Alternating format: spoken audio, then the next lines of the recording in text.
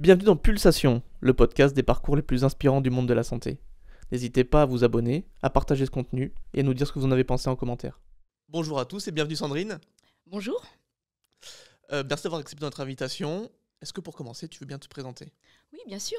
Donc, je suis Sandrine Baumanotin, je suis chef pâtissière, fondatrice de Saint Pâtisserie Santé, également femme de santé 2022 et ambassadrice du championnat de France du dessert. Alors tu nous racontes plein de choses là, autour du choses dessert. d'un coup. Ça y est déjà beaucoup d'informations. Mais on commence toujours par la même question. C'est pourquoi la santé ? Qu'est-ce qui t'a attiré dans la santé au départ ? Parce que du coup, tu n'as pas un cursus santé, toi. Non, je n'ai absolument pas un cursus santé, je n'ai pas eu cette vocation pour la santé, mais en revanche, c'est plutôt ma santé qui m'a amenée à la santé. Alors, il faut que tu nous en dises plus. On veut tout savoir. On va dire qu'en 2018, j'ai fait un AVC oculaire et du coup, ça a déjà été le premier élément un peu déclencheur pour la suite de mon avenir professionnel. Et également, quelques mois après, mon meilleur ami chef m'a annoncé qu'il avait un cancer. Donc je l'ai accompagné, je me suis intéressée à la cancéro, passionnée pour la cancérologie. Et puis, ce sont les deux éléments qui ont fait que je bascule dans cet univers, dans cet environnement de santé. Ok.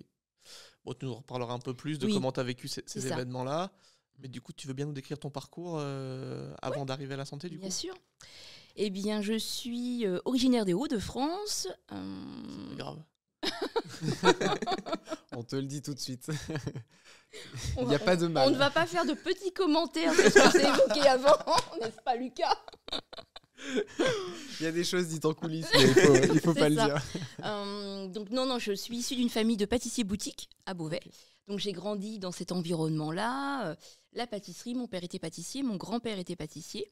Et puis moi, je me suis lancée dans un premier temps dans des études de biochimie pour ensuite me diriger vers un CAP cuisine et une mention complémentaire de dessert de restaurant.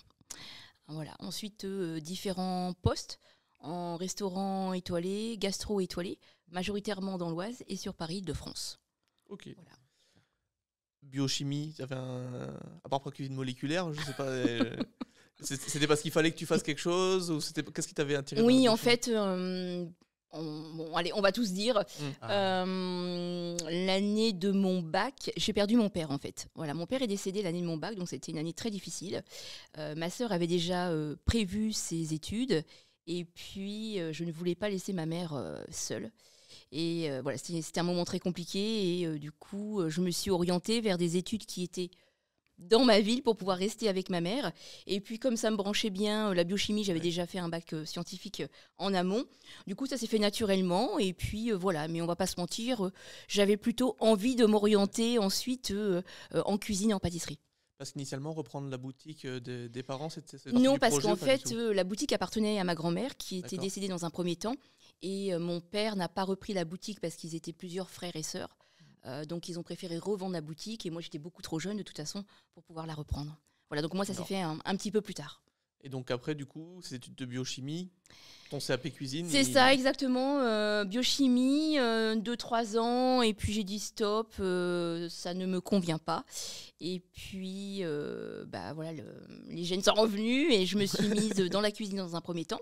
Et puis ensuite, mention complémentaire de dessert de restaurant, et ensuite différents postes dans des établissements. Voilà, ça s'est enchaîné assez rapidement et en fait, j'ai grimpé, on va dire, on a des...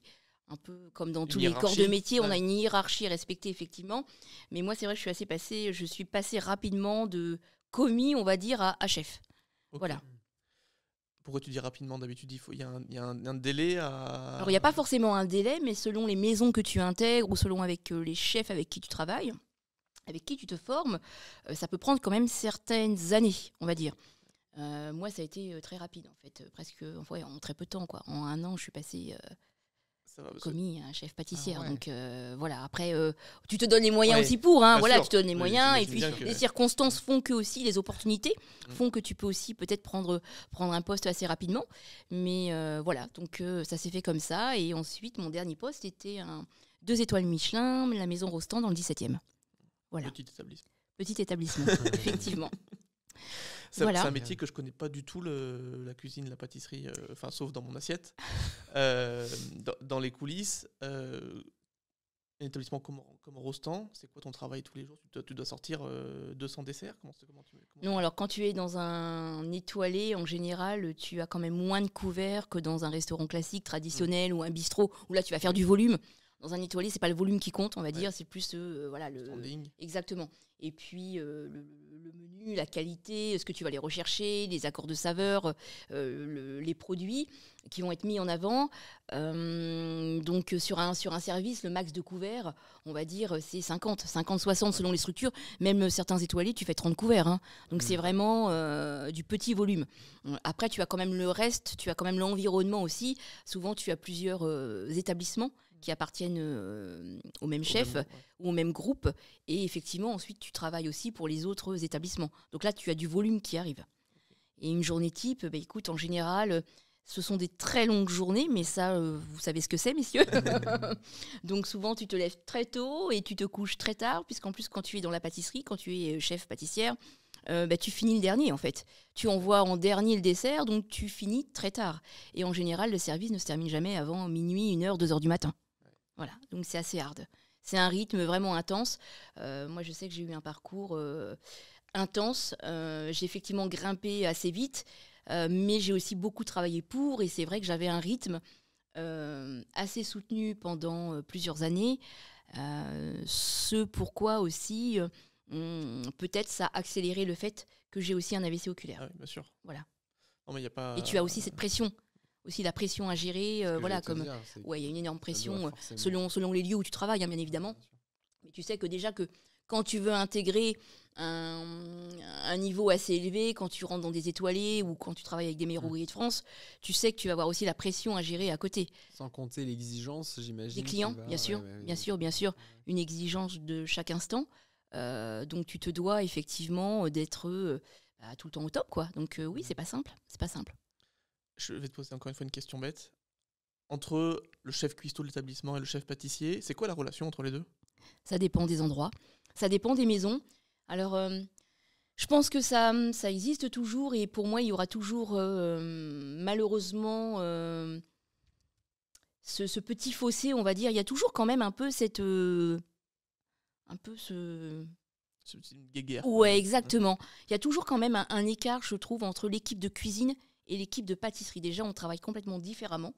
C'est vrai que nous, en pâtisserie, on est quand même assez... on est très, très cadré, on est très, plus posé, un peu plus calme. Et c'est vrai qu'en cuisine, ça peut quand même partir peut-être un petit peu plus dans tous les sens, si je peux m'exprimer comme ça. Moi, j'ai vraiment l'impression, avec ma vision de païen, que la cuisine, c'est beaucoup de boulot. Là où la pâtisserie, ça va être très minutieux. Très, oui, tout à fait. Le gramme de farine. En cuisine aussi, bien sûr, surtout en étoilé. Mais on a vraiment une façon différente de travailler. Et c'est vrai que souvent, on a quand même des liens un peu plus éloignés. Et... selon les lieux où tu travailles, le chef pâtissier n'est pas reconnu à sa juste valeur. Et ça, je l'assume pleinement. Parfois, tu peux aller même sur des maisons étoilées où tu vas regarder un peu le menu pour t'en imprégner avant de t'y rendre. Tu n'as même pas le nom du chef pâtissier qui est indiqué sur la carte. Je suis désolée, mais à l'heure actuelle, que tu sois chef des cuisines ou chef pâtissier, tu as le même grade. Et surtout dans un étoilé. C'est la même charge de travail. Exactement, ouais. Et ton nom devrait être indiqué. Et si tu regardes bien, dans les 3/4 des établissements, ce n'est pas le cas. Ouais, j'ai jamais fait attention à ça, mais... Tu regarderas. Il y a des trucs à découvrir dans tous les milieux. Non, mais c'est important d'en parler. Exactement. Et c'est vrai qu'on communique souvent sur le chef des cuisines, mais rarement sur le chef pâtissier et son équipe. Alors c'est rigolo parce que moi j'ai un copain qui est chef pâtissier pour le coup. Enfin un copain, on était à l'école ensemble mais on se voit plus trop. Et on est allé manger dans le restaurant parce qu'il y avait le chef pâtissier, parce qu'on voulait aller goûter ses plats. Et du coup, j'avais jamais fait cette distinction parce que pour moi, ça me semblait tellement évident que l'un allait avec l'autre que j'avais pas fait la distinction. Non, c'est pas toujours évident et normalement, c'est vrai que voilà, pour moi, c'est une évidence que tu travailles, que tu collabores ensemble. Justement, tu dois avoir une continuité en plus entre de l'entrée de l'amuse-bouche jusqu'à la fin, jusqu'au pré-dessert, dessert et mignardise. Tu dois vraiment avoir une continuité dans les plats, une cohérence dans les goûts, etc., dans les matières premières. Et si tu ne travailles pas ensemble, tu ne collabores pas ensemble, que tu ne structures pas, que tu ne construis pas le menu ensemble, pour moi, ça ne peut pas fonctionner. La cuisine, pour moi, c'est un milieu qui a beaucoup de parallèles avec la santé, en termes de conditions de travail, d'horaires décalés, de pression, je confirme. De stress. Ouais. Tu t'es rendu compte de ça avant de mettre les pieds, toi, dans la santé, ou pas du tout? Non, pas du tout. Pas du tout, mais je m'en rends compte de plus en plus maintenant que j'y suis. Mais effectivement, je confirme, il y a énormément de similitudes. Tout à fait. Dans la gestion du stress et tout ça, et on parle beaucoup, on a parlé avec Alexis de la santé des soignants, mais je pense qu'il y a plein d'autres professions comme ça. Alors aujourd'hui, c'est la mode, on parle des soignants, et il faut en parler. Hein. Mais il y a plein d'autres professions dans lesquelles, à mon avis, il y a des conditions de travail qui sont très très difficiles et qui ne sont pas assez mises en valeur. On parlait la dernière fois des forces de l'ordre. Je pense qu'un policier qui prend sa garde à 5h ou à 6h, je ne sais pas exactement comment ça se passe, mais et puis qui finit ou qui fait les gardes de nuit. Il y a plein de métiers comme ça avec des conditions qui sont très particulières, très spécifiques. Je crois que c'est un épisode avec la médecine du travail d'ailleurs un jour. Mais ça pourrait être intéressant. Ouais. Tout à fait. Tu vois, le podcast, c'est aussi une réunion de professionnels où on discute. C'est ça. Il y a une question que j'aime bien poser, c'est est-ce que tu as eu des mentors qui t'ont accompagné dans ta carrière ou pas? C'est pas obligé. Ou est-ce que tu t'es faite toute seule? Alors, je vais être franche, je me suis faite toute seule. Mais depuis le début que je me suis mise dans la cuisine, alors... Parce que je dis cuisine parce que effectivement j'ai commencé par la cuisine. Il a été présent à mes débuts. Oui, c'est mon ami chef qui a eu son cancer, qui lui m'a vraiment accompagnée depuis le début, qui a toujours cru en moi, qui m'a beaucoup aidée au début, qui m'a même donné des cours de cuisine, etc. pour que j'apprenne vraiment les bases. Et à chaque moment clé de ma carrière, on va dire, et même de ma vie personnelle, il a toujours été présent et il a toujours été de bons conseils. Présent plus ou moins à certains moments de ma vie. Mais oui, je dirais lui, bien évidemment. Et sinon, oui, je me suis personnellement, sincèrement, oui, je me suis construite toute seule. Donc, il n'y a personne qui a pris la petite Sandrine et qui l'a aidé à monter les échelles. Ouais. Non, parce que je le dis régulièrement et je n'ai jamais voulu rentrer dans une case. Même dans mon premier job, on va dire, dans ma première demi-carrière dans la cuisine. Je n'ai jamais voulu rentrer dans une case. Je pense que c'est mon caractère qui est comme ça. Et je ne rentrerai jamais dans une case. Et je ne veux pas rentrer dans une case. Et effectivement, je pense que c'est pour ça que j'ai voulu me construire aussi toute seule. Et ça me fait assez sourire d'ailleurs cette expression « rentrer dans une case » parce que lorsque j'ai créé ma start-up, on y reviendra tout à l'heure sûrement, Sympâtisserie Santé, quand j'ai commencé à faire toutes les démarches administratives, quand on a vu mon concept, et en fait, on m'a dit non, mais en fait, on ne peut pas vous aider parce qu'on n'y arrive pas, parce que vous ne rentrez pas dans une case. Et on ne sait pas quoi faire de vous, en fait. Nouveau. Alors, on vous envoie où? À la CCI, à l'autre, on ne sait pas, en fait. Vous ne rentrez pas dans une case. Et c'est un conte parce qu'en France, il faut rentrer dans une case. Ah oui, mais alors là, bienvenue au club. Ancien militaire qui en fin de contrat, qui part de son truc, ça ne rentrait nulle part, il n'y a aucun choix. Bon, du coup, on va se débrouiller, puis on verra après comment ça marche. Ça me fait beaucoup rire. Ouais. Effectivement, on pourra en discuter en off derrière, mais je pense qu'il y a des choses qu'on pourra débriefer de façon rigolote. Tu nous parlais tout à l'heure de ton accident, du coup, ton AVC ophtalmo. C'est le premier pas vers la santé. Tu peux nous raconter un peu cette anecdote? Oui, bien sûr. En fait, j'étais en poste à ce moment-là, donc après Rostand, je suis partie de chez Maison Rostand pour rejoindre le groupe Barry Callebaut, qui est le leader mondial sur le marché du chocolat international. Et j'ai rejoint la marque française Cacao Barry.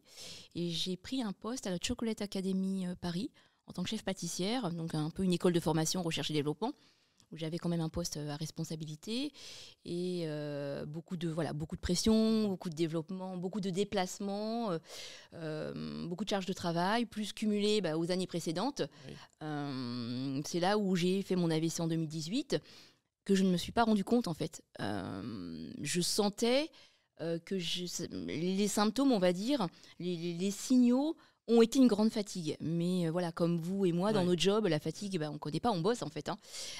Tu t'arrêtes jamais, tu travailles. Si tu es un peu fatigué, allez, tu manges un petit carré de chocolat, ça va mieux. et puis ça passe. Et puis là, je sentais que voilà, vraiment une très grande fatigue inhabituelle. Et puis en plus, à ce moment-là, je faisais pas mal de déplacements. Donc je me suis dit, bon, allez, c'est la fatigue, ça va passer. Et puis j'avais mon œil gauche qui était voilé, vraiment voilé, avec des taches qui bougeaient en permanence. Et puis bon, voilà, je me dis, ça va passer. Et puis au bout d'un moment, je dis, non, ça passe pas. Et là, à un moment donné, tu sais, tu connais ton corps. Tu te connais. Et là, je me suis dit, il y a quelque chose qui est anormal. Il faut que j'aille voir quelqu'un. Et du coup, je suis allée, j'ai pris rendez-vous chez un ophtalmo à côté de l'académie où j'étais en poste. Et il m'a pris entre deux clients. Et là, c'est le choc, en fait. Parce que limite, il commence à un peu, si vous me permettez l'expression, à m'engueuler. Ouais, bien sûr. À me dire, mais vous êtes complètement folle, en fait. Il me dit, vous auriez déjà dû venir depuis longtemps. Parce qu'en fait, c'est très grave. Vous avez fait un AVC oculaire. Donc, il commence à m'expliquer. Et donc me demander un petit peu comment ça s'est passé, etc. Et voilà, donc je l'ai su comme ça en fait, mais il était déjà trop tard. Et en fait, il n'a rien pu faire. Donc en sortant de là, j'ai juste eu des gouttes à mettre pendant quelques mois par la suite. Et une série d'examens, évidemment, pour comprendre quand même un petit peu ce qui s'est passé, comment traiter quand même la chose, et puis et comment faire pour la suite. Voilà, donc ça a été un moment, oui, un petit peu compliqué, parce que c'est vrai que c'est là où j'ai pris conscience. De la fragilité que... Oui, effectivement, parce que jusqu'alors, je n'avais jamais écouté mon corps. Je n'écoutais jamais mon corps. Je ne pensais qu'à mon travail. Je me consacrais uniquement, principalement, à ma carrière professionnelle. Et c'est là que je me suis rendu compte qu'il n'y avait pas que le travail dans la vie et qu'il fallait aussi se préserver. Mais malheureusement, on en prend conscience souvent beaucoup trop tard. Chose que j'essaye maintenant de sensibiliser aussi à ça. Et quand je suis sortie du cabinet, que je suis montée dans la voiture, en fait, je me suis mise à pleurer. Je me suis mise à pleurer parce que je me remémorais ces mots et je me suis dit, en fait, c'est là que j'ai pris conscience que ça aurait pu être beaucoup plus grave et que j'aurais pu avoir des séquelles plus graves. J'ai eu énormément de chance. Et effectivement, quand j'ai fait les examens par la suite, les médecins m'ont dit que j'avais eu effectivement beaucoup de chance. Et ce qui m'avait sauvée, en fait, à l'époque, c'était mon hygiène de vie. Parce qu'ils m'ont posé beaucoup de questions, etc. Et comme effectivement, je faisais déjà très attention à mon alimentation, beaucoup de fruits, beaucoup de légumes, très peu de gras, sportive, c'est ce qui m'a sauvée, en fait. Si j'avais eu une hygiène de vie complètement différente, je pense que j'aurais eu des séquelles plus conséquentes. Comment tu fais pour maintenir ton hygiène de vie quand tu es chef pâtissière? Moi, je peux pas. Il y a des J'adore pâtisseries. cette question. Il y a des pâtisseries tous Mais les je jours au mange, travail. alors Alexandre, je mange des gâteaux tous les jours. On va pas se mentir. Parce que moi, je suis une grande gourmande. J'ai toujours été gourmande. J'aime les gâteaux, j'en mange. Mais à côté de ça, j'équilibre avec beaucoup de fruits, de légumes, du sport. Je suis tout le temps active aussi. Avec mon job, je suis tout le temps active. Je suis jamais assise. Donc effectivement, tu arrives quand même à faire attention à ta santé et à ta ligne principalement. Alors moi je parle pour moi qui ai aucune volonté. Ah oui. Moi il faut pas me... S'il y a de la salade, je mange de la salade, pas de problème. Mais si j'ai de la salade ou une pâtisserie que tu aurais Tu faite... vas choisir la pâtisserie, évidemment. Le choix... Non mais je te rassure, moi aussi. Et je me dis, travailler dans un environnement où, qui plus est, en plus, tout est fait pour être bon, faire vivre une expérience. Je serais permanence en train de goûter. Alors je me dis peut-être qu'à un moment, t'en as marre. Oui, c'est ça, j'aurais peur de ça, moi. Si tu es quand même... Alors, il y a aussi, attention, on goûte, tu vois, quand j'étais en poste en gastro, tu passes ta journée à goûter, mais tu goûtes, donc c'est vraiment des quantités infimes. Donc il y a ça qui fait aussi que c'est pas de... Mais sur une journée, en fin de journée, ça commence à faire. Mais effectivement, vous avez raison, c'est vrai qu'on sature. On sature et c'est vrai que... Alors peut-être moins actuellement puisque j'ai d'autres activités par rapport à la pâtisserie, mais c'est vrai que quand tu fais dans la pâtisserie, moi souvent j'avais qu'une envie quand je rentrais chez moi, en fait j'ai envie d'un morceau de fromage et d'un morceau de pain. Stop le sucre, stop les gâteaux, stop les desserts. Alors, après, moi j'ai une solution, Sandrine, tu me prends en stage en tant que goûteur. Mais avec grand plaisir. Et moi je fonce pour goûter. Moi il n'y a pas de problème, je te dis si c'est bon ou pas, je le fais, je me prêterai au jeu, il n'y a aucun problème. Tu es le bienvenu quand tu veux. Un dessert préféré quand même? Oh ouais. Non, j'ai pas de dessert préféré parce que je me lasse très vite. Je me lasse très vite. Alors j'ai toujours une prédominance pour le chocolat. T'es difficile, mais... Non, je ne suis pas difficile. Ah non, pas du tout. Non. Je ne suis pas difficile parce que j'aime tout. Mais c'est vrai que j'aime bien. Il y a tellement de possibilités, il y a Eh tellement d'associations de saveurs, de choses à tester que j'aime beaucoup. J'aime changer. Mais j'ai toujours une prédominance pour le chocolat, d'autant que j'ai travaillé 3 ans En plus. pour un professionnel dans le chocolat et je mangeais beaucoup de chocolat tous les jours. Et c'est vraiment antidépresseur, ça marche vraiment. Non. C'est pas le meilleur conseil qu'on puisse donner. Enfin, pour l'anecdote, moi je ne mange pas de chocolat. C'est vrai? J'arrive pas, ouais. Même l'odeur me dérange. Et Qu'est-ce qui te dérange dans depuis l'odeur que du chocolat? Depuis que je suis gamin, C'est vrai? je n'arrive pas à manger de chocolat. Tel qu'il soit, en Quel- gâteau, alors- en tablette, Alors en... oui, celui qui me dérange le moins, c'est le chocolat blanc. Mais en fait, au final, j'ai appris que Alors c'était là, pas du chocolat. on va pas voilà. aborder le sujet. Mais en fait, du Du coup, gras, du sucre. Ouais, c'est ça. C'est ça. Mais du coup, non, D'accord. le cacao, je n'arrive pas.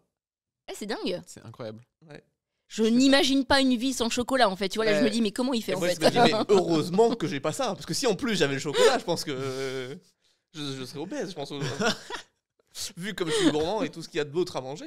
Mais ouais, je mange pas de chocolat. Et depuis que je suis gamin. Bon, en tout cas, Ouais, c'est fou. tu le vis bien. Je le vis plutôt Bon. bien, ouais. C'est le Je pense que je vais être jugé dans les commentaires, mais tant pis. Assume. Ah, faut assumer. Donc le chocolat, et puis les fruits quand même. Tu vois une vraie bonne tarte aux fruits, j'aime. Voilà, ça serait plus ma prédominance. J'habite dans la ville de la figue, j'aurais dû ramener des figues, j'ai même pas pensé. Ah. Et, J'adore ça, une on bonne avait su. tarte aux figues, c'est tellement bon. Oh là là. et du coup, ton virage de la pâtisserie à la santé, le lancement de ta start-up, comment ça se passe? Eh bien, ça se passe d'une façon un peu complexe quand même et un peu inopinée, si je puis dire. Donc, mon AVC en 2018. Donc, voilà, je prends conscience de ça. En même temps, je reprends mon poste. Je m'arrête pas, hein, bien évidemment. Même ça voilà, je continue de bosser. Je m'arrête pas. Bref. Et puis, j'étais plus forcément à ma place sur mon poste. Groupe international, c'est complexe. J'étais plus forcément alignée avec les valeurs, avec les produits. Et puis, voilà, compliqué. J'étais quand même, j'en suis consciente maintenant, et j'en étais consciente aussi à ce moment-là. J'étais au bord du burn-out, clairement. Voilà. Donc, j'ai négocié mon départ. Je me suis dit, il faut quand même faire quelque chose. Je peux pas continuer comme ça. Donc l'AVC et tout de suite après, en fait, quelques mois, hein, ça s'est enchaîné. Mon ami qui m'annonce son cancer. Donc je m'intéresse à la cancéro. Voilà, je découvre, je l'accompagne pour ses traitements, les choix qu'il faut faire, etc. Et là, en fait, ça a été une évidence. Je négocie mon départ. 15 jours avant le premier confinement, pas de chance, la Covid. Et là, je me dis, bon, de toute façon, il est trop tard, hein, je suis partie, donc je ne peux pas revenir en arrière. Tant pis, donc je me retrouve sans job. Je profite quand même des confinements pour me refaire une santé, on ne va pas se mentir. J'en avais besoin. Et puis, j'avais quand même déjà cette orientation de projet, pâtisserie, santé, mais pas vraiment définie, en fait. Donc, je profite des confinements aussi voilà, pour sourcer sur Internet, pour regarder pas mal de visios, de conférences, d'acquérir de nouvelles compétences en nutrition, la cancéro. Et puis, j'avais déjà collaboré avec un enseignant-chercheur, puisqu'à Beauvais, on a la chance, quand même, un point positif, d'avoir Unilassal. Peut-être que ça vous parle, messieurs. Unilassal, c'est une grosse école agroalimentaire, recherche, qui est devenue internationale maintenant. Et nous, on a une des plus grosses à Beauvais. Et j'avais déjà collaboré avec une équipe là-bas sur différents projets. Ils sont spécialisés, ils ont une unité alimentation cancérologie. J'avais déjà travaillé dans cette démarche-là, en fait. Et puis, du coup, je me suis rapprochée de cet enseignant-chercheur avec qui j'avais collaboré pour lui exposer un peu mon envie. Et puis, il me dit, écoute, fonce, je t'aiderai, etc. On te soutiendra, et fonce, vas-y. Et du coup, ça a été un peu le déclic aussi. Et entre deux confinements, je me suis lancée à essayer de mettre en place des ateliers de pâtisserie santé dans les structures de santé, principalement en cancérologie, en oncologie, en travaillant directement avec les équipes de soignants et les patients. Donc, chose évidemment complexe, hein, parce que vous l'imaginez bien, déjà pour essayer Ouais, déjà, C'est clair. déjà rentrer dans un alors, établissement, sans la c'est pas Covid. simple, mais Ouais, sans moi, la moi, Covid, je me bien lance sûr. des. Enfin, souvent après, sur le moment, en fait, je me rends pas compte. Moi, je fonce. Je me pose pas de questions. Mais maintenant, souvent, je me dis, bon, écoute, tu n'as plus 20 ans. Maintenant, il faut te poser. Il faut être sérieuse, il faut être raisonnable. Tu arrêtes de te lancer dans des challenges. Ça suffit. Et Je crois que ça fait partie de nous, ça, les challenges. Tu peux pas arrêter. C'est ça. ça, je pense que quand on aime ça, en fait, on continue. C'est ça. Et en fait, je pense que déjà, sans la Covid, ça aurait été très compliqué. Mais en plus, là, avec la Covid, avec toutes les conditions, toutes les normes, etc., qui étaient mises en place, tous les process, c'était déjà très compliqué pour rentrer dans un établissement de santé. Donc, et c'était absolument pas leur priorité, en fait, chose que je bien sûr. comprenais. C'était absolument pas leur priorité de m'écouter, d'essayer de m'aider à mettre en place ces ateliers. Mais bien évidemment, comme je suis coriace, et comme quand j'ai une idée en tête, je ne lâche pas, On commence à te connaître. Sans je me suis dit, c'est pas grave, on va laisser passer la tempête, on va continuer de se former, on va réfléchir, on va prendre différemment la chose, et puis je vais y arriver. Et puis voilà, avec de la détermination, j'ai réussi à mettre en place dans un premier établissement, dans un deuxième, et puis voilà, petit à petit. Et puis ensuite, je suis allée taper à la porte de l'Institut Raphaël, qui est situé à Levallois-Perret, qui a été cofondé par Alain Toledano, qui est cancérologue. Et puis, j'ai réussi à rencontrer Alain. Je lui expose mon envie de ces ateliers pâtisserie santé. Et puis, il a été tout à fait ouvert à cette proposition. Et puis, il m'a soutenue et on a commencé à mettre ça en place à l'Institut Raphaël. Et puis, c'est de là vraiment où tout a commencé en fait à se développer. Voilà. Et aujourd'hui, alors, tu peux nous décrire un peu ton activité? Parce que j'imagine que tu vas pas, toi, dans tous les établissements, faire des ateliers. J'imagine que tu as une équipe maintenant? Non, je n'ai pas Ah ouais d'équipe, Alexandre. Pas Malheureusement, je n'ai Pas pas encore. encore d'équipe. Je vais t'envoyer Lucas C'est bientôt. un souhait. Lucas, Déjà. avec je grand goûte. plaisir. Tous ces jeux. Enfin, tu ne vas pas faire que goûter. Ah ouais. Il va falloir bosser un petit peu. Il a essayé de me faire le coup aussi. Il a essayé de me faire. Non, il faut le faire travailler. Donc, je suis seule. Actuellement, je suis seule depuis le lancement de ma start-up, donc fin 2021. Dans la continuité des ateliers, donc j'ai lancé cette start-up Saint Pâtisserie Santé, qui est vraiment un concept novateur, qui fait vraiment collaborer et coexister les deux écosystèmes qui sont celui de la pâtisserie et celui de la santé, en mettant vraiment l'humain au cœur des activités. C'est vraiment redonner du sens, c'est ce que j'avais besoin en fait, vraiment redonner du sens à mon métier et aux produits fabriqués aussi. Et c'est vraiment ça la jeunesse de Saint Pâtisserie Santé. J'ai 3 axes de développement. En fait, j'ai vraiment le premier axe de développement, ce sont les pâtisseries en elles-mêmes quand même, parce que je fais des gâteaux à la base et je continue d'en faire. Donc, c'est vraiment des pâtisseries adaptées aux maladies chroniques, à la dénutrition, avec un intérêt nutritionnel. Le deuxième axe, ce sont les ateliers de pâtisserie dans les structures de santé. Et le troisième axe, c'est la formation aux professionnels, puisque c'est quelque chose que je fais déjà depuis de nombreuses années. C'est-à-dire que du coup, tu crées des produits que tu aimerais vendre à grande échelle? Comment ça se passe? Alors, j'ai une boutique en ligne via ma start-up, avec un retrait en click and collect au labo. La spécificité de ma start-up aussi, c'est vraiment d'avoir un concept différent des autres confrères pâtissiers, si je puis dire. Je n'ai pas pignon sur rue.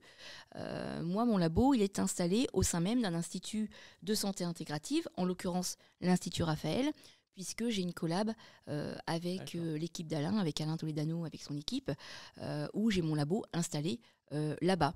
Donc, je suis vraiment entourée au quotidien, mais c'est un choix. Ouais, c'est vraiment un choix d'être entourée au quotidien des soignants, des patients, et d'être dans la maladie, si je puis dire. Mais c'est aussi, c'est là où je me sens bien. Moi, je le dis maintenant clairement, j'ai trouvé ma place dans mon métier. J'ai vraiment trouvé ma place. Je m'y sens bien. Je ne me vois absolument pas reprendre un poste classique comme avant, quoi qu'il se passe à l'avenir, même si tout doit s'arrêter prochainement pour X raisons, je resterai en lien avec la santé. Mais je ne reprendrai pas un poste classique, c'est pas possible en fait. Qu'est-ce que ça t'a apporté du coup d'avoir ton labo dans une structure de soins? C'est quoi la différence par rapport à un labo classique? Oh, énormément de choses. Énormément de choses. Déjà, tu ne te comportes pas de la même façon. Oui. Parce que tu es dans un autre environnement. Moi, c'est un environnement que j'ai complètement découvert. Je ne connaissais pas. Il y a 6 ans, tu m'aurais dit un jour, je vais travailler dans la santé. Ça ne me parlait pas du tout. Non, mais on ne va pas se mentir. Ouais. Ça ne me parlait pas du tout. Je pense que ça m'aurait fait peur aussi. Et d'ailleurs, si j'avais su tout ce que ça engendrait, tout ce que ça aurait pu engendrer, aujourd'hui, je ne sais même pas si je me serais lancée dans l'aventure, parce que c'est quand même très compliqué. Donc tu te comportes différemment, tu dois respecter quand même une certaine posture, une certaine façon d'être, beaucoup de confidentialité aussi, par rapport aux soignants qui sont là aussi. Tu ne te comportes pas de la même façon par rapport à si tu es dans un labo classique et que tu es avec une brigade.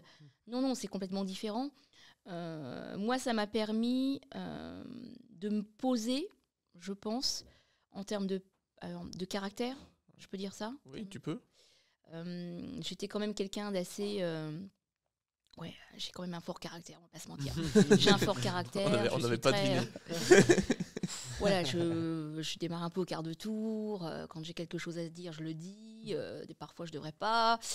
Je suis assez très dynamique. Je pense que ça m'a vraiment permis de me poser, de me calmer, de prendre conscience de certaines choses.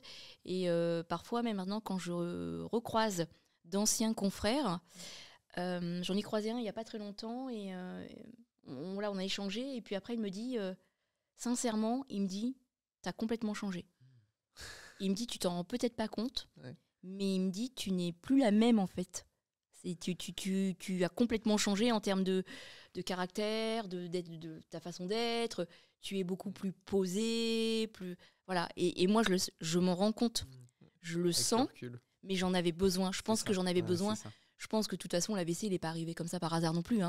Et je pense que j'avais besoin qu'on me dise stop. Maintenant, il faut que tu te poses, tu te calmes. Tu envisages l'avenir différemment, certes, mais aussi par rapport à moi, en fait. Par rapport à moi, par rapport à mes proches aussi, peut-être. J'étais trop boulot, carrière, le taf, voilà. Je pense qu'il n'y avait pas que ça. Et puis aussi, quand tu es dans comme je le disais tout à l'heure, quand tu travailles avec certains chefs, voilà, où tu as un peu de médiatisation, tu as un peu tout ça, peut-être que tu commences aussi à être un peu différent. Alors, moi, non, parce que quoi qu'il se passe, c'est vrai que je reste moi. Mais tu es quand même soumis à tout ça, tu vois. Et je pense qu'il était temps que ça s'arrête et que ça change, en fait. Donc, ça m'a changé dans ce sens. Et puis, peut-être aussi le fait d'être beaucoup plus bienveillante, de faire attention aux autres.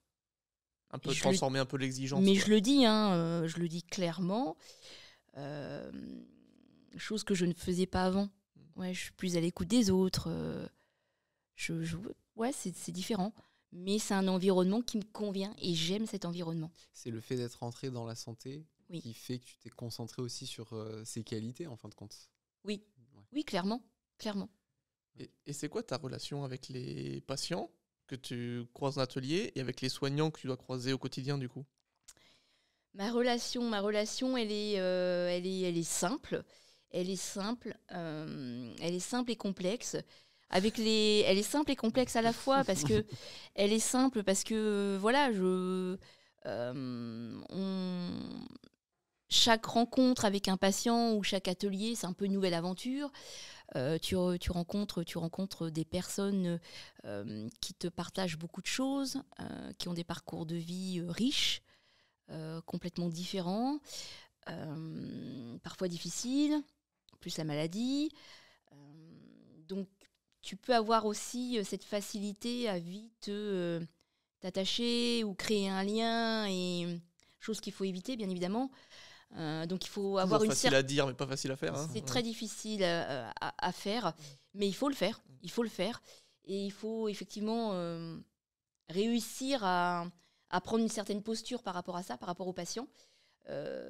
Chose que tu arrives plus facilement avec du temps quand même. C'est vrai qu'au début, quand je suis arrivée comme ça, les premiers ateliers, en fait, tu vois, je me suis lancée comme ça. Des fois, je me dis, mais comment j'ai pu me lancer là-dedans ? Pourquoi ? Je comprends même pas, en fait. Mais donc, c'est vrai qu'avec après de l'expérience et du temps, tu y arrives plus facilement. Et moi, je me l'impose. Je me l'impose parce que quand les patients que j'ai en parcours de soins, tu les as un certain temps. Tu les as 6 mois, peut-être 8, pas plus. Après, ils continuent leur chemin en dehors des murs de Raphaël, si c'est à Raphaël, ou ailleurs. Mais tu ne les croises plus, tu n'as plus forcément de leurs nouvelles. Donc ça s'arrête, tu continues avec quelqu'un d'autre.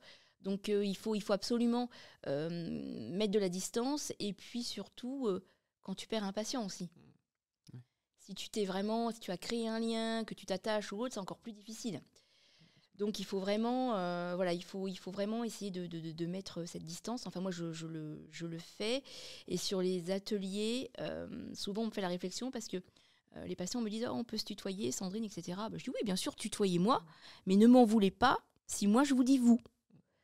Et alors pour moi c'est naturel de dire vous parce que lorsque j'étais en poste avant, justement par rapport à mon job d'avant, enfin qui l'est toujours, mais même dans les équipes, souvent j'avais toujours ce vous. Parce que comme je suis une femme, je voulais toujours qu'il y ait une distance entre eux et moi. Donc il y avait toujours le vous. Et j'ai gardé cette habitude-là, maintenant, avec les patients, du vous, ce qui m'aide à garder la distance. À garder la distance, il n'y a pas trop t'attacher. Exactement. Donc il y a cette... Mais sinon, c'est une relation assez simple. Moi, je ne change pas. Je suis toujours moi avec les patients. Et puis avec les soignants, ça se passe relativement bien. On crée des liens, on crée des synergies, on collabore ensemble. Il y a un vrai travail complémentaire, en fait. Et c'est ça que j'aime beaucoup aussi. Et puis la confiance qu'on arrive à installer l'un envers l'autre, qui n'était pas gagnée. Non, effectivement. Mais bon, après, vu que tu as l'air de t'accrocher là où tu t'installes, j'avais pas de doute que tu aurais fini par faire un trou. Mais non, c'était pas gagné, parce que quand tu vois quelqu'un qui débarque comme ça avec un projet un peu bizarre, tu n'es pas nouveau, et puis moi je suis pas formée, comme je dis, moi je suis pâtissière, je fais des gâteaux. J'ai pas votre job, et je ne le veux pas. Et je ne l'aurai jamais, mais il faut te faire accepter aussi dans ce milieu-là, dans cet environnement-là. Donc, c'est pas simple. Donc, il faut encore, il faut beaucoup travailler, il faut acquérir des nouvelles compétences, il faut faire sa place, il faut montrer de quoi tu es capable, justement, et puis montrer que ça fonctionne. Et montrer les bénéfices, j'imagine. Exactement. Montrer les bénéfices, le retour d'expérience des patients, le retour que ça au quotidien, sur leur qualité de vie. Donc oui, c'est un travail de tout ça en fait. Là, c'était la Chandeleur et il y a peu de temps, j'ai vu que tu avais posté des recettes de crêpes. C'est quoi la plus-value pour ces gens-là de pouvoir remanger des crêpes ? En fait, c'est ça qu'on oublie. C'est que c'est des gens qui potentiellement ont plus accès à ces plaisirs-là. Et la nourriture, peut-être que je parle pour moi, mais ça reste un des plaisirs principaux. Non, mais bien sûr, le plaisir, tu viens de le dire. Le plaisir, et justement, je vais enchaîner sur ce que disait Bernadette dans ton dernier podcast. Ouais. Le plaisir, il est où le plaisir ? Au quotidien et à l'hôpital. À l'hôpital, il n'existe pas, on ne va pas se mentir. Pour que ce soit pour les soignants ou les patients. Moi, la plupart des patients que je reçois en atelier, ils n'ont pas mangé de dessert au moins depuis 6 mois. Je ne sais pas si vous imaginez. Alors peut-être que ça ne te pose pas de problème si c'est au chocolat. Oui, c'est au chocolat, oui. Mais je trouverais toujours un fruit avec d'autres desserts. Personnellement, je ne m'imagine pas être 6 mois sans manger un gâteau ou un dessert. C'est juste impensable. C'est quand même quelque chose qui t'apporte beaucoup de plaisir. Donc, pour eux, c'est une plus-value d'essayer déjà de leur redonner confiance par rapport à l'acceptation de manger un dessert. Sucre, pas sucre, c'est encore un autre sujet, mais on l'aborde et je leur explique, bien évidemment, qu'on continue de manger du sucre. Et donc de leur redonner envie de pouvoir de s'autoriser à manger un dessert et comment le construire, comment le réaliser, comment le faire pour eux, pour leurs proches.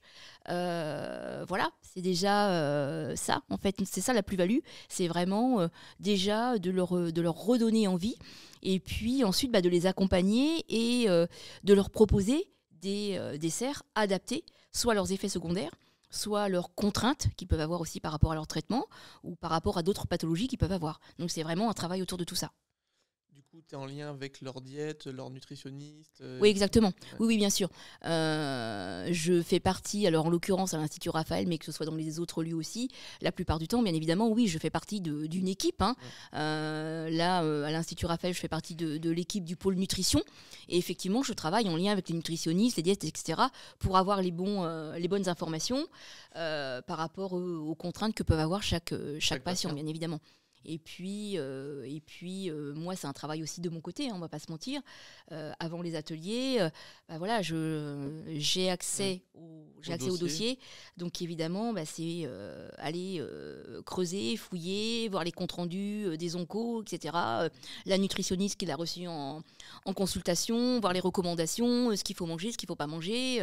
Voilà, donc non, il y a un vrai... C'est difficile, même parfois il y a des profils où tu dois te dire mais comment Oui, comment parce tu qu'en fais, fait, sur les ateliers, j'ai tout profil. Ah oui, bah oui, c'est ça.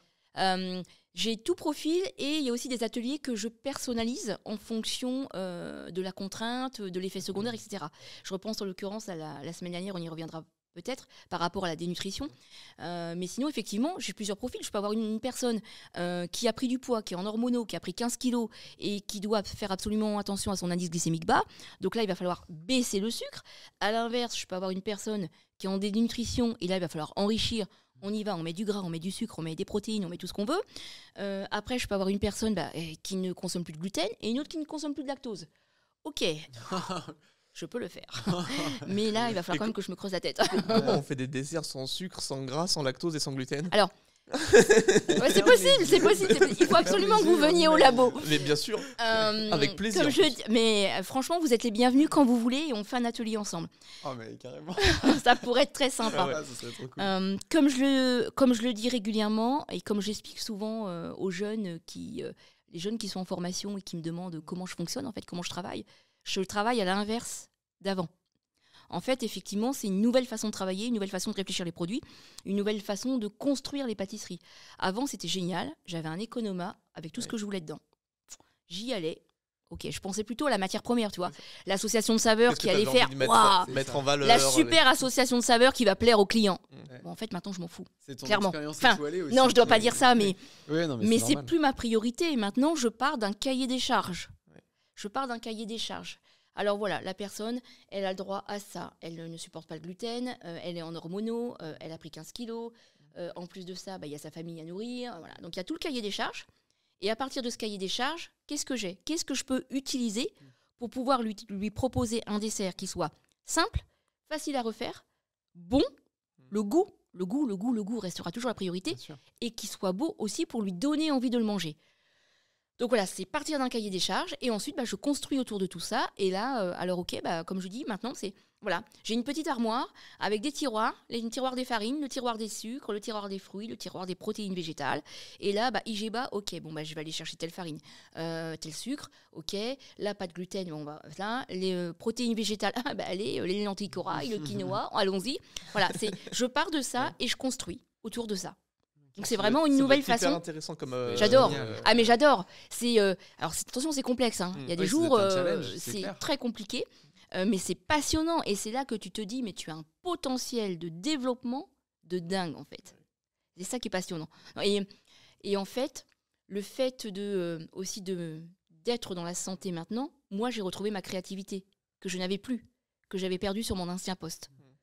Je suis partie de là-bas complètement laminée, on va pas se mentir, et j'avais perdu complètement confiance en moi puisque j'étais au bord du burn-out et c'était très compliqué et je ne savais même pas si j'étais encore capable de faire un gâteau, pour vous la faire simple, à tel point.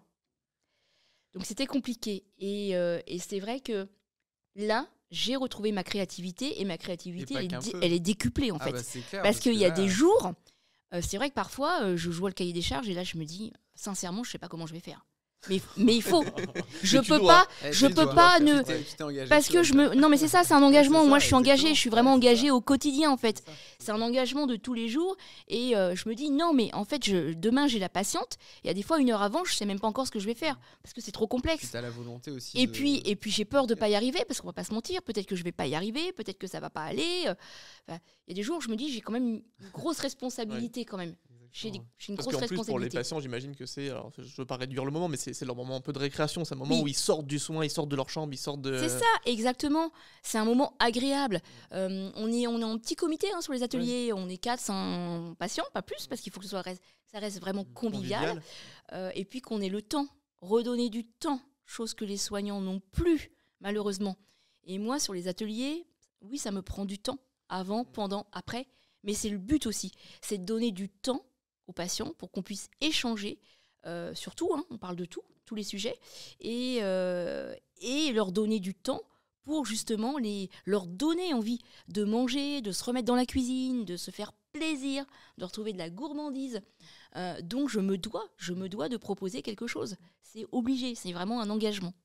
Ouais, j'ai un copain qui est très sportif et qui mange pour manger. Tu sais, il compte ses filets de poulet. Et en discutant avec lui, il me disait, mais la saveur. Il me dit, non, mais la saveur, c'est secondaire. Je dis, moi, je pourrais pas faire ça. Manger comme ça. Lui, il compte ses apports de calories, de prod, de machin. Ouais. C'est important, mais le goût est important aussi. Le goût, moi je dis, le goût restera dans mon métier, le goût restera toujours la priorité aussi. Évidemment. Il y a le visuel, mais le goût restera toujours la priorité. Et encore une fois, ça doit rester un moment plaisir. Exactement. Repas. C'est un vrai moment de plaisir. Et c'est ça aussi, effectivement, que viennent rechercher aussi les patients, au-delà de la recette, au-delà des conseils nutritionnels et de retrouver ce plaisir. Mais c'est vraiment ce moment aussi de convivialité. Puisque voilà, on échange, il n'y a aucune obligation sur les ateliers. Si les personnes veulent participer, elles participent. Si elles veulent juste écouter, elles écoutent. Donc c'est vraiment ce moment de partage, d'échange qui leur fait du bien aussi. Ça permet de recréer du lien social que beaucoup ont perdu en fait, qui se sentent isolés. Et est-ce que tu travailles avec des kinés, des ergots, des choses comme ça? Parce qu'il doit y avoir des gestes, des mouvements que tu peux travailler en cuisine. Complètement. Et puis le but aussi, c'est de proposer des projets, des ateliers pluridisciplinaires. Ouais. Donc ça, c'est formidable parce qu'en fait, jamais je me serais imaginé un jour pouvoir collaborer justement avec des acteurs comme ça et ouvrir le champ des possibles en termes d'ateliers en fait. C'est ça qui est formidable, bien sûr. Ouais, parce que je réfléchis en même temps, même avec des psychologues pour travailler la confiance en soi, la cuisine, ça peut travailler énormément de trucs. Complètement. Et pour la partie psychologie, là on va s'éloigner un peu de la cancéro, mais depuis l'année dernière, j'interviens dans un établissement sur Créteil, un établissement test qui accueille la journée des jeunes ados souffrant de TSA. Okay. Donc c'est un autre champ, un autre domaine d'intervention. Passionnant. Et effectivement, là, je travaille avec la psy, avec l'équipe, pour avoir cette approche adéquate par rapport à l'alimentation. Mais effectivement, travailler avec les psys, oui, c'est mon quotidien aussi, bien sûr. Ouais, ça doit être top. C'est passionnant. Ouais. C'est passionnant. J'en ai aucun doute. J'ai envie d'aller voir les ateliers maintenant. Mais vous venez quand vous voulez, ça pourrait être très sympa. Ça pourrait être très sympa. Après, c'est pas rose tous les jours. On va pas se mentir. Vous savez ce que c'est. On a compris. Non, bien sûr. Mais ça fait partie du jeu. Je le dis souvent. Je l'ai choisi. Je le savais en m'engageant. Je savais en m'engageant dans la santé. Ouais. Où est-ce que tu mettais les pieds? Où je mettais les pieds, que ce serait compliqué. Alors, peut-être pas à quel point, mais en tout cas, je savais que ça serait compliqué.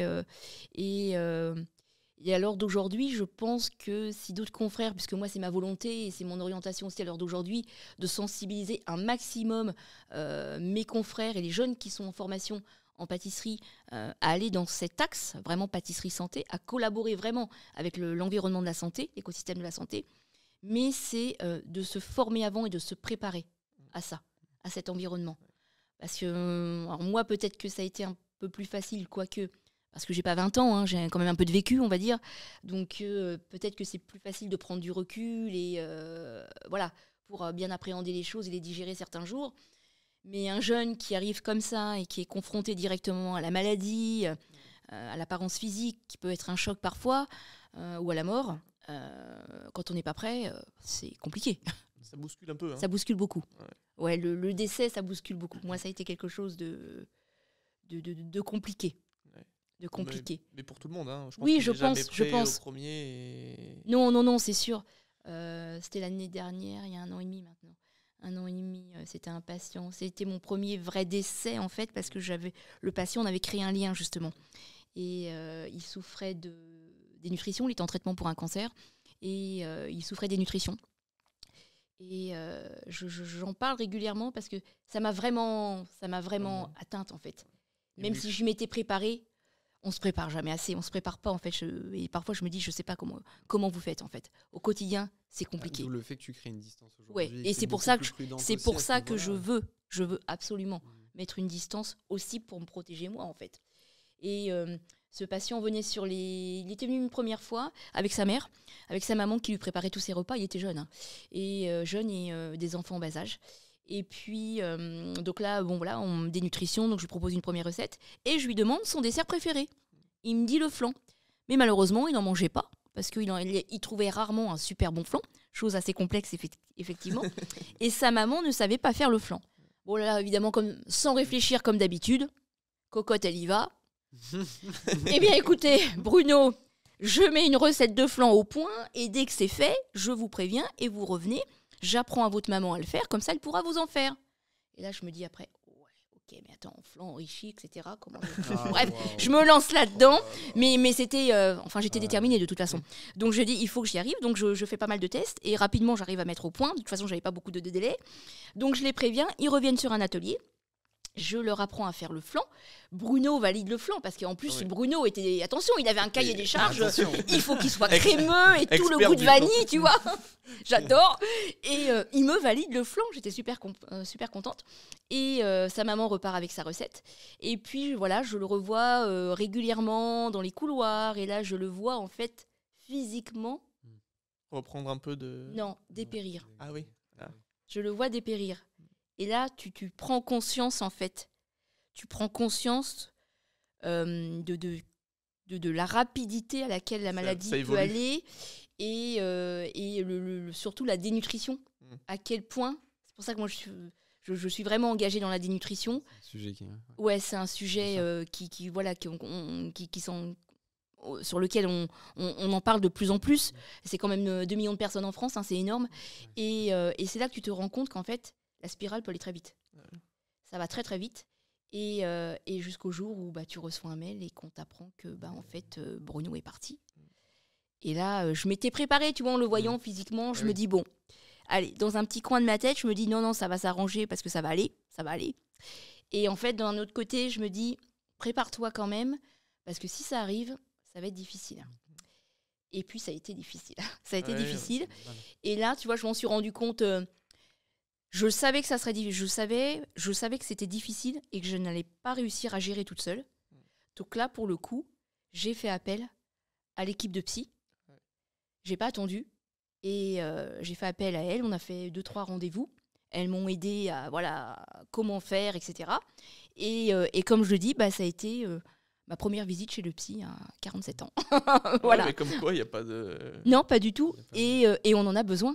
Et là, régulièrement, je suis vigilante. Et si j'ai besoin, je fais appel parce que je ne veux pas... on a besoin. Moi, comme je dis, à la base, je ne suis pas formée pour non plus. Et j'ai besoin d'être accompagnée. Non, mais après, tu te demandais tout à l'heure comment les soignants font, mais ils ne font pas en vérité. Ils font avec.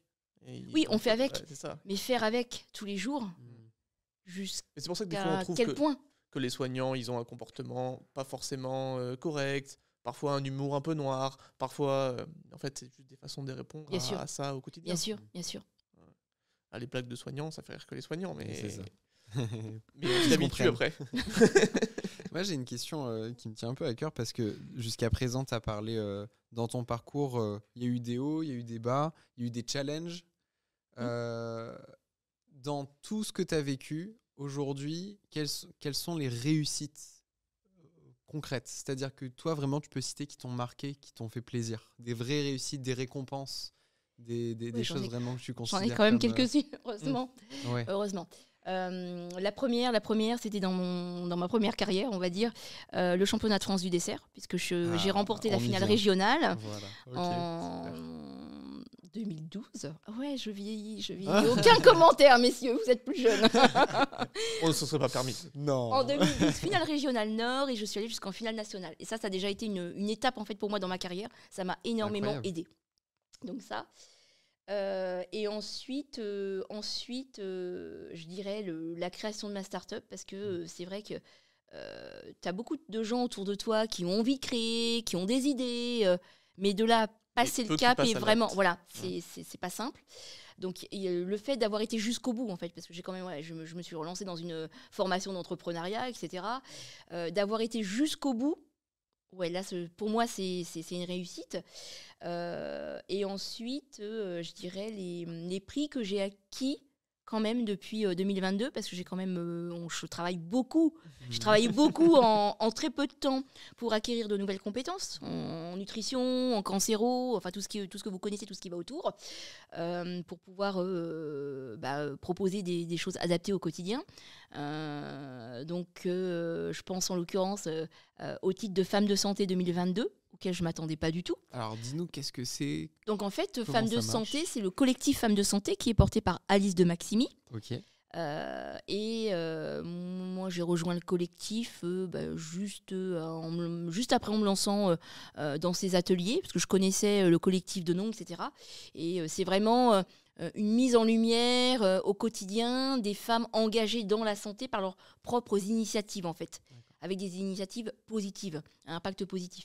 Et voilà. Et puis, un jour, je reçois un mail de l'équipe de Femmes de Santé en me disant écoute Sandrine, pour l'instant c'est confidentiel, mais tu as été nommée Femme de Santé 2022. Incroyable. Donc tu nous rejoindras sur Santé Expo pour la remise, pour la machin. Et puis là, automatiquement, moi je réponds et je dis écoutez, si c'est une blague, c'est pas très drôle quoi en fait. Cache. Et là, Margot elle prend son téléphone, elle me dit non mais Sandrine, en fait, c'est pas une blague en fait. Incroyable. Et là, je me dis, comment ça, c'est pas une blague? Comment t'as dû réagir? D'accord, ok, bon, je serai présente alors, mais je comprends pas pourquoi, mais c'est pas grave. Donc voilà, donc ça, non, ça a été. Moi, ça m'a aidé aussi. C'est un beau cadeau aussi. Ouais, et puis ça m'a permis aussi de me donner un peu plus confiance aussi. C'est de la reconnaissance. Ouais, c'est de la reconnaissance. Et puis prendre un peu plus confiance aussi dans cette nouvelle activité. Donc il y a ce titre-là. Et puis le concours que j'ai gagné en octobre 2022 qui s'appelle le Goût et Santé, organisé par la MAF. C'était la 20e année, dont le thème c'était vraiment goût et santé. Et là, il mettait vraiment l'accent sur la santé. Le président de jury, c'était Thierry Marx. Donc voilà, c'est quand même un petit nom. Un petit nom et voilà, quelqu'un pour qui j'ai beaucoup de respect et qui est très engagé. Alors lui, peut-être pas autant dans la santé, mais en tout cas dans le social. On a beaucoup de similitudes. Et ce concours, j'avais dit plus jamais je me relance dans un concours. Comme je dis, j'ai plus 20 ans, il y a un temps pour tout. Stop. Non, on commence plus à te connaître, on commence et à là, comprendre. je vois le concours, je dis non. Bon, allez, j'y vais. Il est fait pour moi. Il n'y a pas génial. plus que moi, goût et santé, je suis alignée quoi. Si moi je le gagne pas, si c'est pas moi qui le gagne, c'est pas possible en fait. Donc ok, je me dis allez, je me lance dans le concours, le dossier, machin. Et là le thème, en plus je l'avais déjà trouvé le thème. Moi, pour moi c'était une évidence, c'est la dénutrition. J'ai dénutrition, personne n'a jamais proposé la dénutrition dans un concours. Donc moi je me suis proposée pour la catégorie pâtisserie. Et donc pour moi j'avais déjà le thème, c'était une évidence. Et je me suis dit, même si je ne gagne pas, je veux sensibiliser, je veux au moins expliquer ce qu'est la dénutrition, ce qui est possible de faire en pâtisserie, mais même en cuisine, à mes confrères qui vont être présents dans le jury et pour toutes les personnes qui vont être concernées par ce concours. Donc c'est plutôt une démarche aussi. Et bon, avec quand même cette envie de gagner, parce que si je fais un concours, c'est pour le gagner. Voilà. Le vrai visage de Sandrine. Bon, et j'ai bossé pour. C'était 8 mois de recherche quand même, 8 mois de recherche et wow. développement pour créer le dessert. J'ai proposé un concept de pâtisserie fraîche, des petits choux à base de chocolat, des petits choux style Paris-Brest en fait. 3 petits choux, un concept vraiment bien précis pour les personnes souffrant de dénutrition, mais dans lequel j'avais vraiment intégré un complément nutritionnel oral comme un ingrédient à part entière. Chose que je fais maintenant au quotidien en fait. C'est devenu un ingrédient classique pour moi. Et donc personne n'avait jamais proposé ça. En fait, ça s'était jamais vu. Je me suis dit, peut-être qu'ils ne comprendront pas, peut-être qu'ils vont adhérer, mais en tout cas, je veux expliquer la démarche et dire que c'est un vrai sujet à l'heure actuelle, en fait, et qu'il faut en parler, et trouver des solutions, proposer des solutions. Donc voilà, 8 mois de recherche et développement pour proposer ce petit concept, j'avais été jusqu'au packaging, etc. Jour du concours, donc je suis sélectionnée, et ensuite, c'est la finale, et là, on fait tout en live, tu as 3 heures, je sais plus combien, pour faire ton dessert. Évidemment, je m'étais entraînée, je m'étais préparée, j'étais vraiment déterminée de toute façon.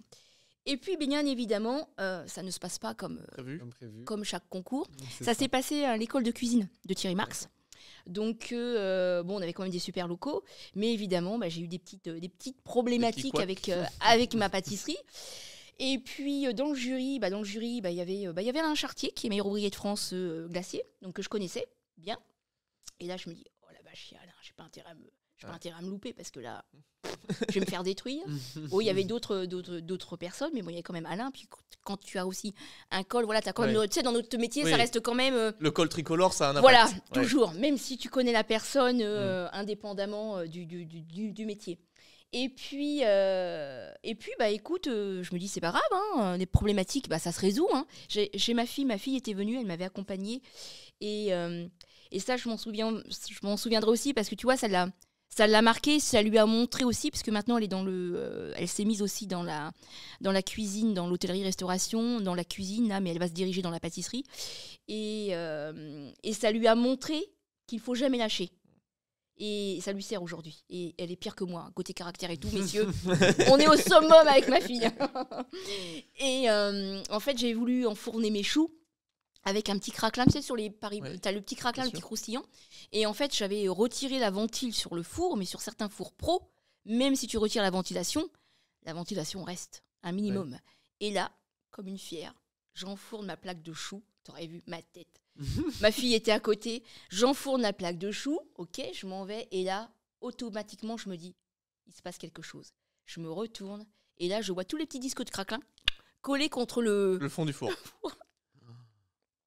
Et là, je me dis, ok, eh ben, cocotte, comment t'as 30 rebondir secondes maintenant pour trouver une solution, parce que déjà, t'étais à l'arrache sur le timing, parce que j'avais quand même proposé quelque chose de très complexe, il y avait vraiment du travail, en fait, sur le dessert. Et là, je regarde ma fille, elle me regarde, je dis de toute façon, j'ai 2 solutions, c'est soit je pleure, soit je m'en vais. 3, soit tu pleures, soit tu t'en vas, soit tu trouves une solution. Je pleure pas, hors de question, m'en aller encore moins, bah faut trouver une solution. Je ressors ma plaque, je retourne à mon poste de travail, et là, je vois les jurys qui étaient là, je vois Alain qui me regarde, et là, je dis putain, Alain me regarde. Okay. Donc là, bah, tu prends sur toi, hein. Tu gardes le sourire, tout va bien, il vient me voir, tout ça, tout le monde vient me voir, tout va bien, oui, tout va bien.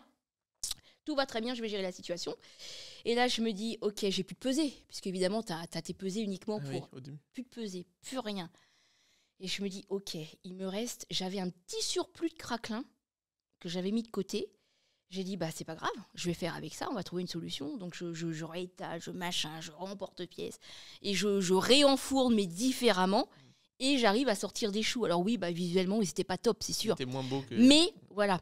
Mais je suis allée jusqu'au bout et j'ai réussi à sortir mon dessert en temps, en heure, avec le goût, avec tout. Et je suis allée jusqu'au bout, en fait. Après, j'avais tout le discours, j'avais tout qui allait bien. Et j'ai réussi à tout envoyer, à tout expliquer et à vraiment sensibiliser et interpeller le jury en utilisant ce complément nutritionnel oral. Et ça, c'est vraiment... pour moi, c'est une vraie réussite. Parce que déjà, j'étais jusqu'au bout, ce qui n'était pas gagné pour moi, parce que souvent sur les concours, c'est la gestion du stress, pour moi, c'est un très gros problème. Donc là, j'ai réussi à aller jusqu'au bout et aller jusqu'au bout de ma démarche. Et en plus, j'ai gagné le concours. Donc ça, c'est une belle réussite pour moi. Incroyable. 2 choses. Déjà, je serais curieux de voir, t'aurais pas une photo des choux? Parce que je suis curieux de voir la photo des choux. Alors, on la regardera après. On la regardera après, bien sûr.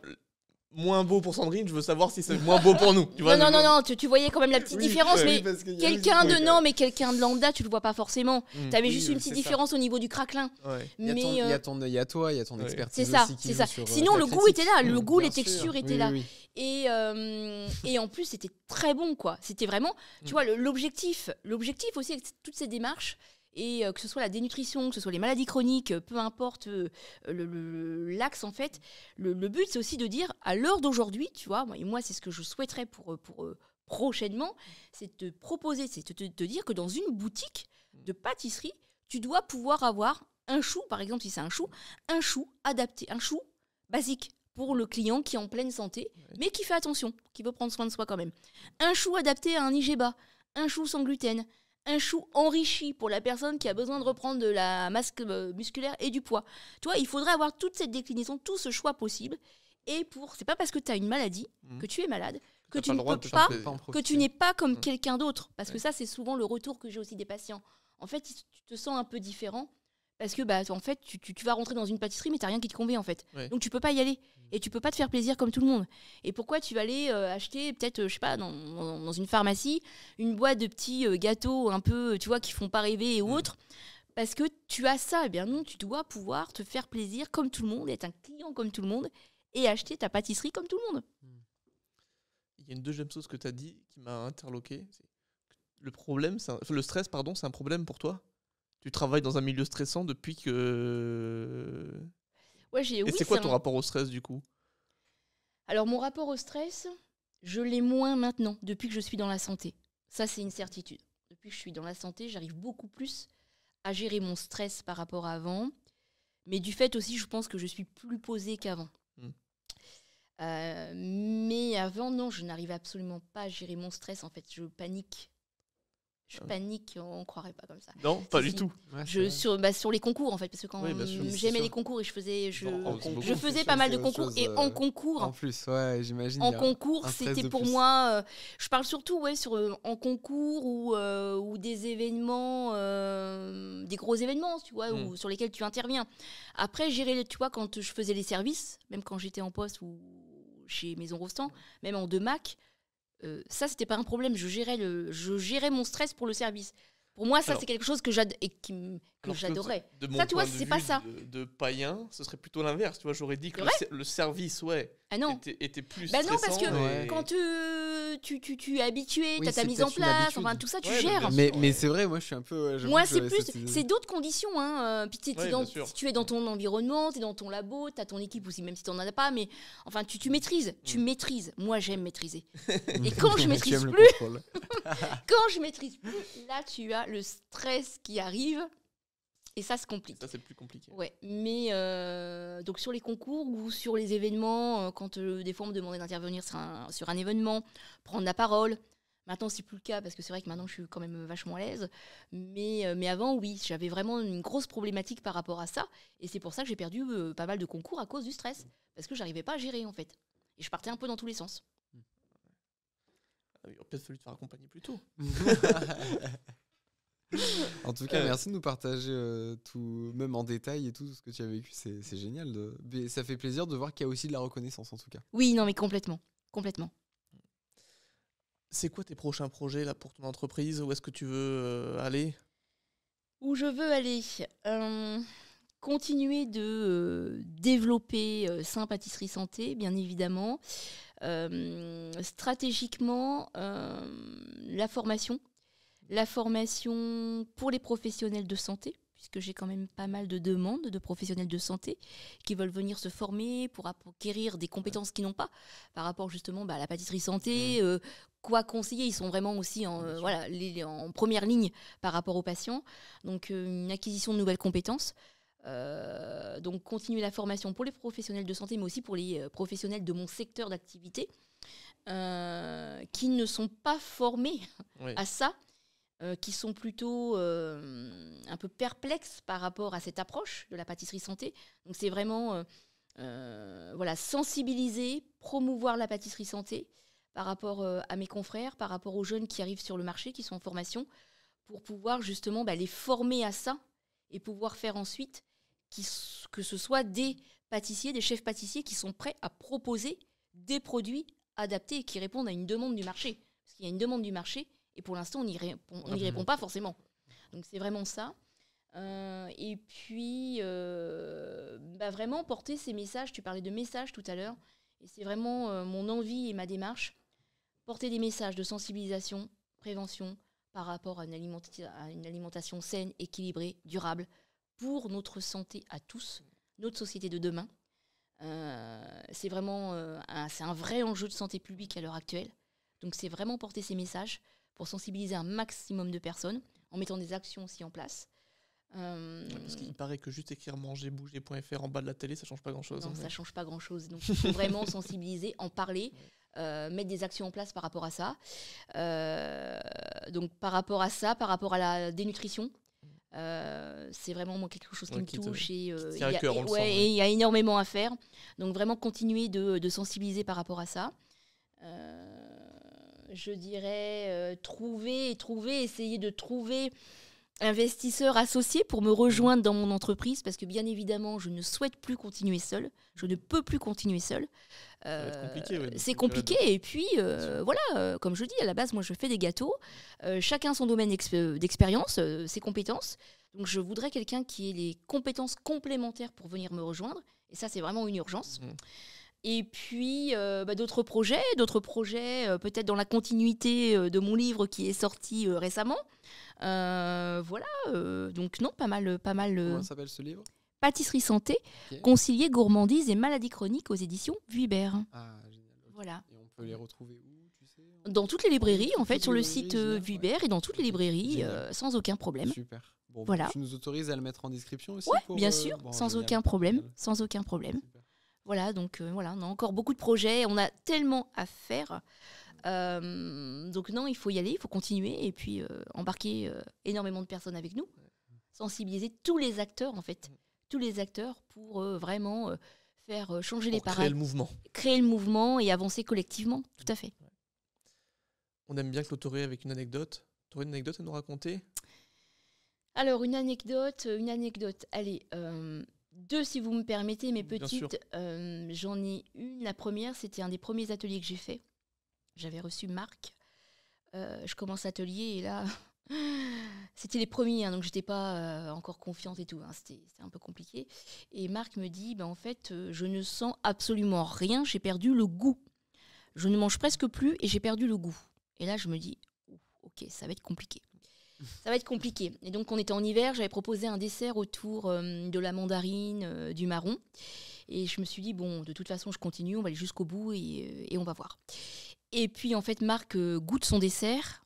Et là, il me dit, Sandrine, c'est génial, je sens la mandarine. Incroyable. Et il mange toute son assiette. Et là, je me dis, waouh, trop bien. Ah ouais, J'ai rempli mon job. J'ai rempli mon job. Comme c'est je disais, souvent au début des premiers ateliers, je disais, bon, ok, quand tout se passe bien comme ça, j'ai rempli mon job en fait. J'ai fait mon job. Donc là, c'est la première. Ça m'a marqué parce que c'était les premiers ouais. ateliers. Incroyable. Et ensuite, c'était l'année dernière. On était complet, on était full sur l'atelier. Et puis, quelques temps auparavant, j'avais reçu un message quand j'étais en poste à la Chocolate Academy. Je faisais de la formation professionnelle. Et j'avais reçu Olivier et sa femme, Elodie, en formation. Mais, tu sais, tu vois tellement de monde, et puis les années passent, et puis voilà. Et puis, elle m'avait recontacté quelque temps pour me demander des renseignements sur ce que je faisais, etc. Et puis, l'Institut Raphaël. Et puis, voilà, c'est tout. Et puis, donc là, je commence l'atelier. Et puis, voilà, il y avait ce couple qui était présent. Et puis, tu sais, tu sens qu'il y a quelque chose, mais tu cherches. Et comment il me parle, donc moi je commence à parler pâtisserie, un peu technique de pâtisserie, et puis là je vois qu'ils réagissent, et là je me dis, il y a un truc, où je les connais, où il y a un truc, et là d'un seul coup, ça fait tilt, et là je me dis, je l'ai pas reconnu. Je l'ai pas reconnu parce que il avait changé physiquement, il y avait du temps qui avait coulé aussi depuis, et je l'ai pas reconnu, et là j'ai un peu bugué. J'ai bugué sur l'atelier, je m'en suis rendu compte après, parce que j'ai eu un blanc, je savais pas comment faire. Pour te rattraper, quoi. Ouais, pour te- Je savais pas quoi faire. Est-ce que je devais dire quelque chose? Est-ce que je devais m'excuser? Est-ce que je devais continuer par rapport aux autres patients aussi qui étaient présents et qui ne comprenaient pas non plus? Et en fait, j'ai dit, bon, ok, je vais continuer l'atelier, et dans la discussion, je glisse que par rapport aux autres patients, qu'en fait, on se connaît, que je l'avais eu précédemment dans une formation, et c'est là que je me dis, en fait, la vie est bizarre, parce que je l'avais formé sur la chocolaterie, formation classique, et là, je le reforme, mais sur de la pâtisserie santé, et on se retrouve, et c'est le cancer qui nous lie, en fait. Ouais. Tu te dis, parfois, tu vois, c'est bizarre, et c'est là que tu te dis, en fait, ce que tu fais, c'est utile, ça a du sens, et il faut continuer. Et ça, c'est la deuxième petite anecdote, et il est revenu plusieurs fois après, sur d'autres ateliers. Et voilà, ça, c'est quelque chose qui m'a marqué aussi, parce que par rapport à mon métier, en fait. Ouais, en même temps. Merci beaucoup, Merci Sandrine. beaucoup. Merci à vous. C'était passionnant. Ouais. Où est-ce qu'on peut te retrouver? Est-ce qu'on peut mettre les liens de tes... Bien sûr. Mettre les liens de tes réseaux en description Ouais, du podcast, non? LinkedIn, sans LinkedIn, problème. ouais. LinkedIn, Insta, Facebook, nom propre, Sandrine Beaumanotin ou Sympâtisserie Santé. Ok, parfait. Voilà. Merci beaucoup. Merci de ta Merci à sincérité vous. et de ton partage. Et puis, Merci beaucoup au pour cette plaisir. invitation. Merci. Et à bientôt au labo. Et à bientôt. bon. Sans faute. On compte Sans faute. sur nous. Et moi, je goûte. Hein, attention. Avec grand plaisir. Merci. Merci. Merci à vous.